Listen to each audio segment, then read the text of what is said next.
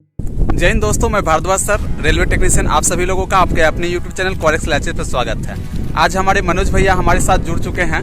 तो इनके पास लगभग हजारों भेड़ हैं। हम जानेंगे कि ये हजारों भेड़ को ये कैसे मैनेज करते हैं और इसको कब कब कहां से कहां ले जाते हैं। तो सबसे पहले भैया ये बताइएगा आप कि आप कहां से हैं, कहां के रहने वाले हैं आप? हम कजहा का रहने वाले हैं, सुपौल जिला है मेरा। जी, तो आपके पास अभी लगभग टोटल कितना भेड़ है? ये 500 है। 500 है। तो 500 भेड़ को आप कैसे मैनेज करते हैं? मान लीजिए रोड पे ले जा रहे हैं, अगर एक दो इधर उधर भाग गया तो फिर उसको कैसे आप, क्योंकि मान लीजिए ये तो जानवर है, ये तो कभी भी इधर उधर भाग सकता है। उसको अपना हिसाब से ले जाना पड़ता है, अपना साइड अनुकूल ले जाना पड़ता है। कोई दूसरे आदमी बैग वाले आ गया या मोटरसाइकिल वाले आ गया, उनको हमको पीछा साइड देना पड़ता है, उनको भाई साहब बोलना पड़ता है, बहुत आराम से टपाना पड़ता है। अगला क्वेश्चन हमारा भैया ये है कि मान लीजिए कि ये भेड़ अभी इसको जैसे आप यहाँ पे रख रहे हैं, अभी बैजनाथपुर में है ये। हाँ। बैजनाथपुर से फिर दूसरी जगह पे ले जाइएगा, फिर वहाँ पे अगर जाके ये बच्चा दे देता है ये भेड़, तो फिर उस बच्चे को आप कैसे ले जाते हैं? गोद में ले जाते हैं या फिर उसको उसके लिए ट्रक व्रक मंगाते हैं या फिर वो साथ ही चलने लगता है? फिर नहीं, उसको 2-4 रोज जो है, 3 रोज जो है उसको झोला बना कर ले जाना पड़ता है, उसको हमको कंधे पर टांग कर ले जाना पड़ता है। तो मान लीजिए अगर इसमें से 20 को भेड़ बच्चा दे दिया तो 20 को आप कंधा में कैसे ले लीजिएगा? उसको व्यवस्था करेंगे, जैसे साइकिल मंगा लेंगे या कोई चीज़ मंगा लेंगे या आदमी मंगा लेंगे, लेकिन सब आदमी 2-2 पीस करके उसको ले जाएंगे। इस तरह से हम इसको सफ़र करते हैं और सारा 365 दिन ऐसा ही चलते हैं। तो जैसा कि भैया हम जानते हैं कि इसके खाल से जो है ऊन का निर्माण होता है। हाँ। तो ऊन मान लीजिए एक बार इसका खाल निकाल लिया गया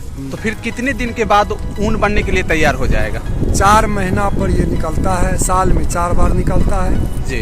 तो तरह से। अभी कितने दिन पहले इसका निकाले हुए खाल जिससे ऊन बना हो? लगभग 3 महीना हो चुका है, फागुन में फिर निकले। जी। तो ये इसका मांस उस भी बनता है क्या? हाँ, सब कुछ बनता है। जैसे ये हो गया गाजियाबाद, दिल्ली, इसी तरह इसको सप्लाई होता है, कलकत्ता, इस तरह ये जाता है। अपना बिहार में बहुत कम चलता है।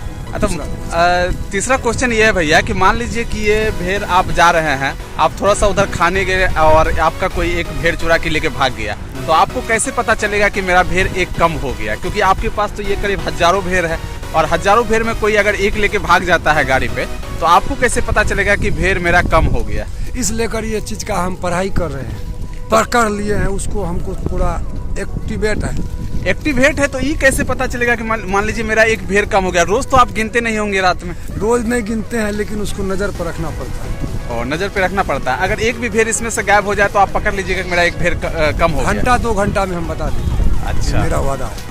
तो देखिए ये कहीं ना कहीं एक्सपीरियंस का कमाल है। मान लीजिए ये 2 घंटे में बता सकते हैं कि अगर ये हजारों भेड़ में से एक भेड़ भी कम हो गया तो ये बता देंगे भैया कि एक भेड़ कम हो गया है।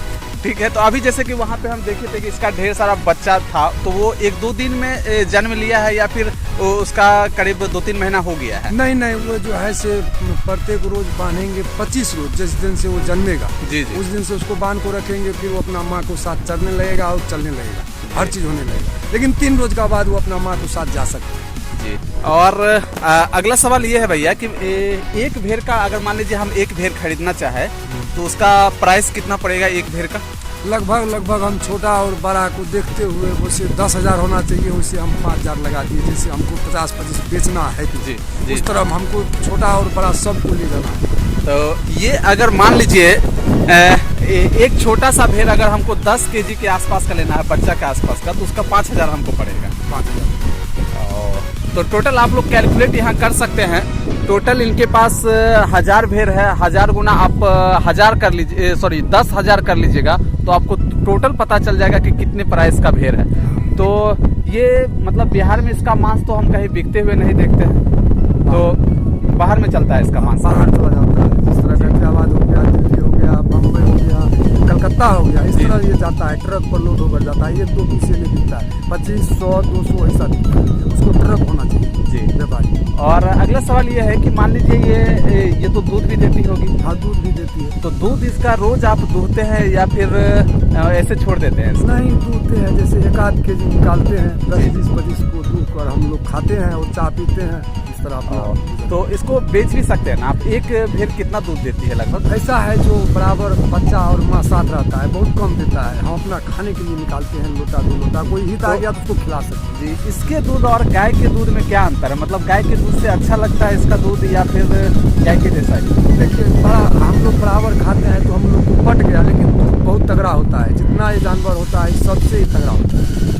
हम लोग को अच्छा लगता है, दूसरा आदमी जो है कोई पकड़ने लग जाता है, कोई तरह लग जाता है। तो आप लोग जैसे अभी बैजनाथपुर में हैं, तो फिर यहाँ से आप कितने दिन बाद किसी दूसरे स्थान पे चले जाइए? जैसे यहाँ अभी 2 दिन का चरी है, हमको ये चला लेंगे 2 दिन, फिर इसको हम दूसरा जगह ले जाएंगे जहाँ ये इसका चरी मिल जाए, वहाँ हम चलेंगे। तो वहाँ आप बाय रोड लेके जाइएगा? हाँ, बाय रोड जाएंगे या बैक से होगा, जैसे होगा वैसे हम चलेंगे। हम एक आदमी इसको चरा खोलते हैं। तो अगला सवाल ये है भैया कि ये जो भेड़ आप रास्ते में खाना कैसे खाते हैं, या फिर होटल में ही खाना खाते हैं आप? जी नहीं, हम लोग को पास एक घोड़ा है और सारा सामान है, वो सारा कुछ लेकर चलते हैं, अपना सारा बस्तर लेकर चलते हैं। और तो घोड़ा को कहीं अभी आप रखे हुए हैं? हाँ, वहीं पर है, मेरा बसा पर बच्चा है, एक आदमी है और सारा भंडा भुंडी है, जितना सामान। अच्छा, तो आगे ये बोल रहे थे जैसे आप उस पे सिलेंडर उलेंडर सारा चीज रहता है जी।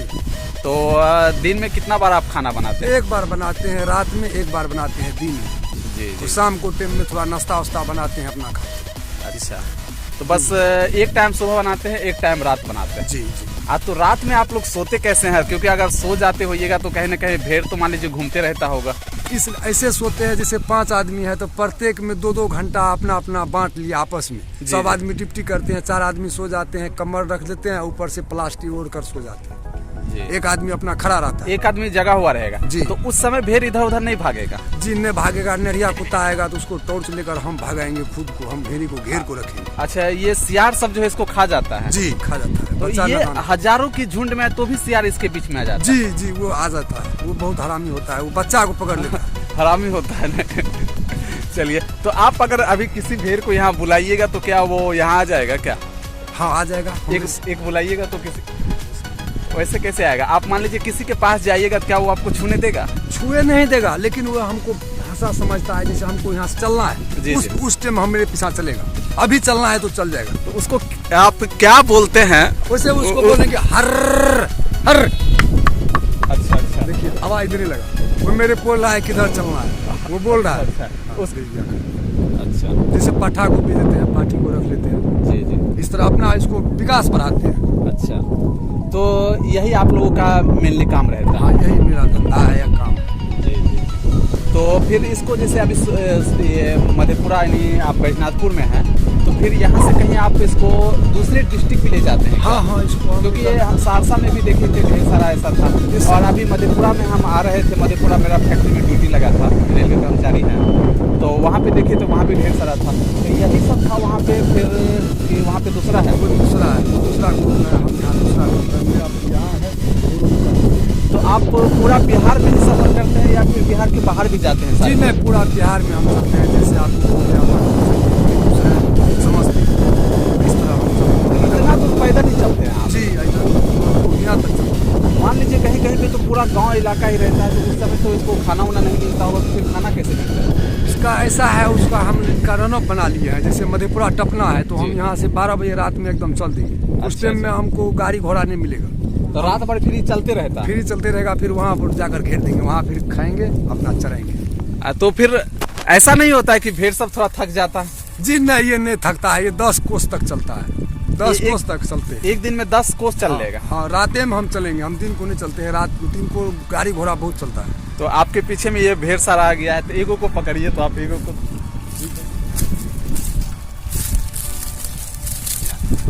देखिए, ये भेड़ है और ये ऊन टाइप का सही में लग रहा है। इसका जो ये खाल है ये पूरा ऊन टाइप का लग रहा है। बाल है, तो इसी से ऊन बनता है। जी, इसको हम ऊपर से काट लेंगे। जी जी। ये जितना भी मतलब ऊनी कपड़ा आता है, सारा का सारा इसी के बाल से बनता है, और सही में ये ऊन के तरह लग भी रहा है। इसके लिए मशीन आता है, जिस मशीन से इसका बाल जो है सारा, तो उसके बाद तो ये फिर देखने में उदास लगता होगा, क्योंकि इसका 4 रोज के लिए अच्छा फिर इसका बाल आ जाता है? फिर आ जाता है, यानी 4 महीने में इसका बाल जो है पूरी तरीके से ऊन बनने के लिए तैयार होता है। अच्छा, ये बीच बीच में काफी जोर से आवाज भी करता है? हाँ, बोलता है सब कुछ। इसको पास बहुत ज्ञान है, बहुत बुद्धिमान है। और ऐसा एक कहावत सुने हैं कि एक भेड़ जिधर चलता है उधर सारा का सारा भेड़ चलता है, सही बात है क्या? सही बात। आपसे बात करके बहुत अच्छा लगा भैया, आपका बहुत बहुत धन्यवाद आपका कीमती समय देने के लिए। चलिए मिलते हैं नेक्स्ट ब्लॉग में, तब तक के लिए जय हिंद, जय भारत।